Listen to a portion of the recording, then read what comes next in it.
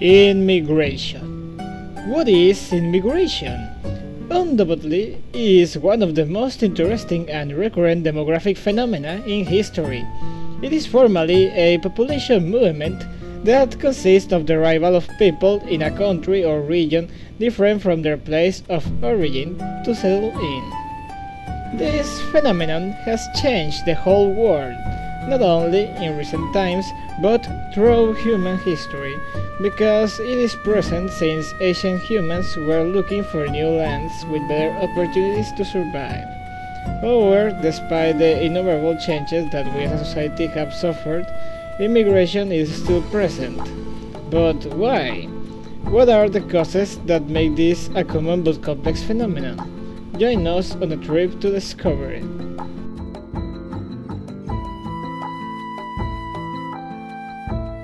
Economic factors. From the beginning of human life, economics has been the art of producing, distributing, and exchanging. From ancient times, people exchange food. One of the factors that greatly affect the growth of third world nations is migration. It is a problem that is little talked about, but that is very important since professionals, scientists, and people with experience in the workforce go to other countries to improve economically. What causes this slow development of third world countries? Among the economic factors that cause migration are: number 1. The enormous difference between the income received in the first world countries. Number 2. Third world countries are too prone to suffer the effects of economic cycles, volatility of growth, and strong economic depressions. Number 3. There are violent crises due to social problems. Number 4. Quality of life almost ubiquitous in the countries of the first world. Number 5. The presence of relatives in other countries. Number 6. The low cost of emigrating. Number 7. Opportunity to interact with different cultures. Countries should encourage their citizens to stay in their countries, improving its educational system, creating more well-paid jobs for all social levels, and changes its economic strategy to improve its economy.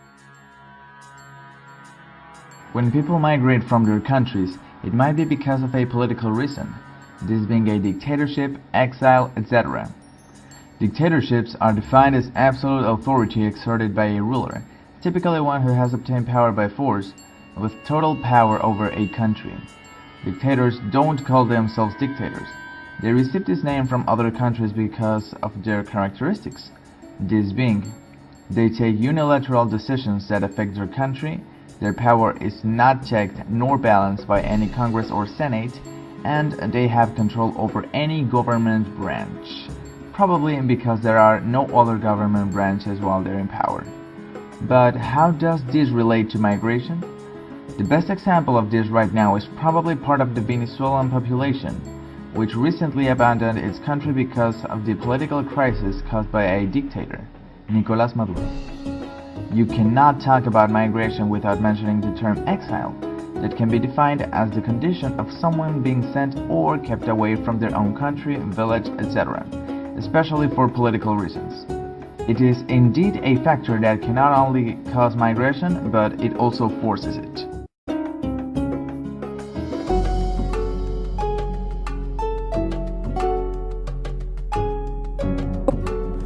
Between 60 and 70 migrants die every month for trying to cross the border of Mexico with the US. According to data consulted by ECLAC, in Latin America in the year 2000, 21 million people migrated, and in 2005 the figure was around 25 million. The international migrations in Ibero-America meant movements of more than 5 million people. It is a process that affects practically all Ibero-American countries and that occurs in both directions, in immigration and immigration. Millions of people in the world leave their countries of origin in search of work, but many do not want a better job. They are driven by poverty and insecurity. They seek for any job. In spite of the efforts made to guarantee the protection of migrant workers, many migrants continue to experience numerous problems. particularly those that are more vulnerable, that is, domestic workers, workers in the field of entertainment, and low-skilled workers. There's an organization that facilitates development of policies and programs that result in the interests of migrants and society and offer protection for migrant workers and their families. This association is IOM, which is the Organization for Immigrants. In 2016, the Latin America Caribbean region suffered the greatest increase in the urban unemployment rate of the last 2 years. Although this increased from 7.3 in 2015 to 8.9 in 2016, was a result to a large extent of the young performance of the market.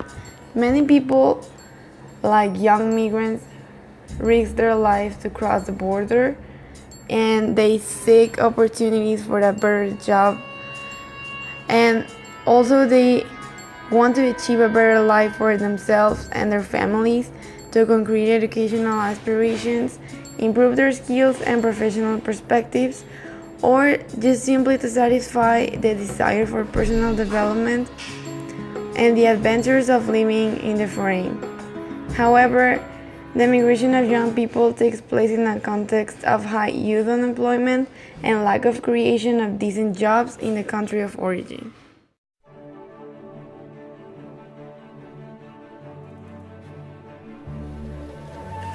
One of the causes of immigration is religion. This means that religious beliefs of one person can influence in their decision to immigrate. This can be to look for a place to be safe or for other reasons. Many people are immigrating to protect themselves from religious persecution. For example, various Syrian immigrants are abandoning their homes and families. This is caused due to the wars that are occurring in Syria, where groups are fighting other groups of terrorist-denominated jihadists, like ISIS. These groups persecute and execute anyone who is opposing to their views or beliefs. This causes residents to immigrate to Europe, America, or other places, this by means of boats or other forms of transportation. Another form of religious persecution is religious intolerance, in which a practice is prohibited from one specific religion. This causes people that practice these religions to feel threatened or insecure and want to immigrate to another place where they can be free to express their religion's liberty and their freedom of expression. For example, Christians in Iraq, a country majoritarily Muslim, have prohibited practicing their religion. This caused them to leave or immigrate to other cities or countries.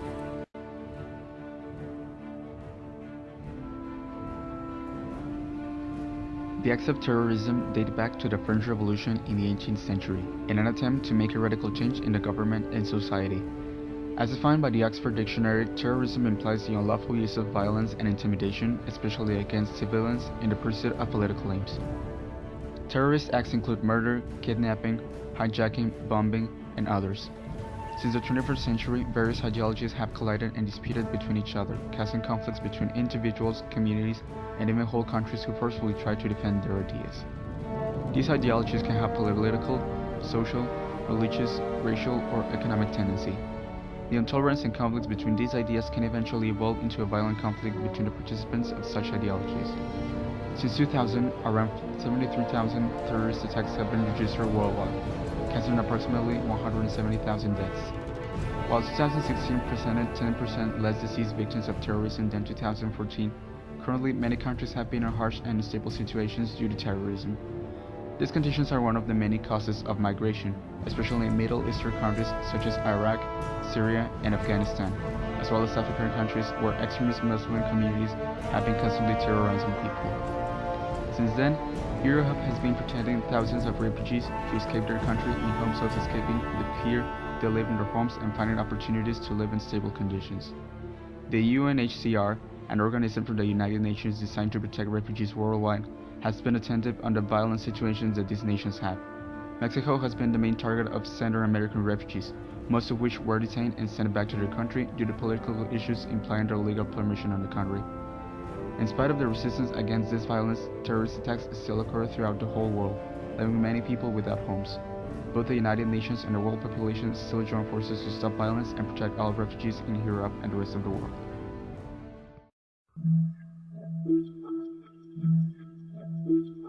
A factor for immigration is the costs for energy resources we use all over the world.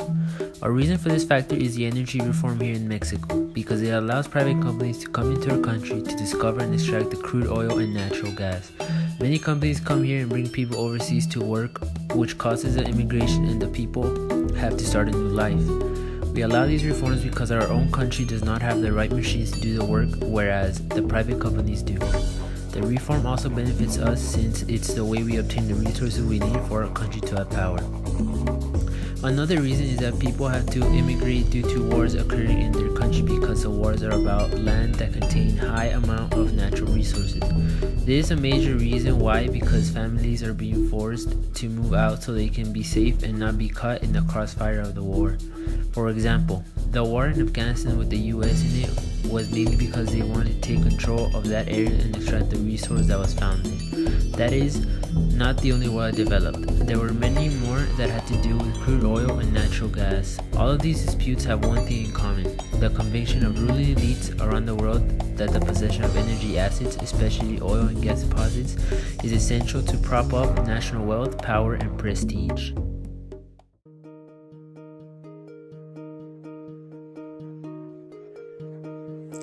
Well, agriculture is one of the things that has been evolving through the years with the humankind. Humankind has developed agriculture through all its history. But how easy is agriculture today? Well, agriculture today is pretty easy. It's not that difficult at all. You just have to check these four principal factors that are the type of soil and the place of the soil, water, the disposition of water that there is in the place, the type of workers that you have, and have a specific regimen of registration of the changes in the plants. So, first of all, explaining the soil thing. Well, the soil is very used in plants.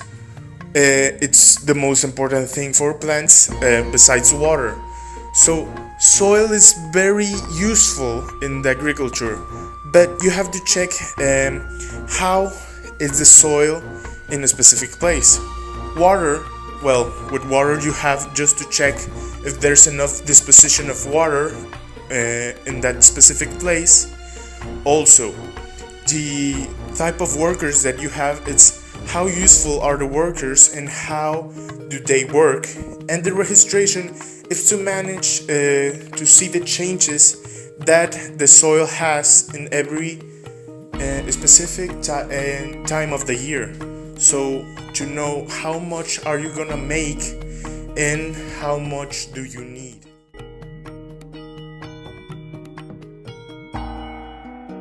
We'll talk about weather and human migration. Weather can be a factor for human migration. It is not like a decisive factor because it depends on the person that is migrating. One example is the Canadian people. In winter, in Canada, the weather goes from -20 to -30 Celsius, so it is a too cold weather. They look for a better climate, so they move to Latin American countries such as like Brazil. Brazil is a hot country, so it has a location in the Atlantic Ocean. It has an average temperature in winter like 18 to 25 Celsius, that it represents a big difference. It is like a more stable and comfortable winter. It is rare that people that live in hot places move to cold places. There is not enough information to state clearly if weather is a decisive factor to migrate, because it depends of a lot of factors like other reasons such as work opportunities and family.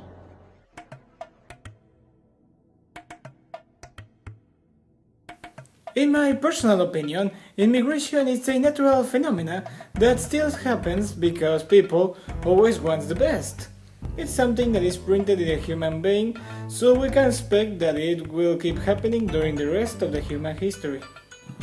In conclusion, people migrate mainly for economic reasons. Sectors of the low, middle, and high class have joined the migration as a result of structural changes, unemployment, business improvement, persecution, low quality of life, and lack of education in their countries. Governments should realize the danger that their countries are running, since migration to other countries means that their country's economy grows slowly or doesn't grow.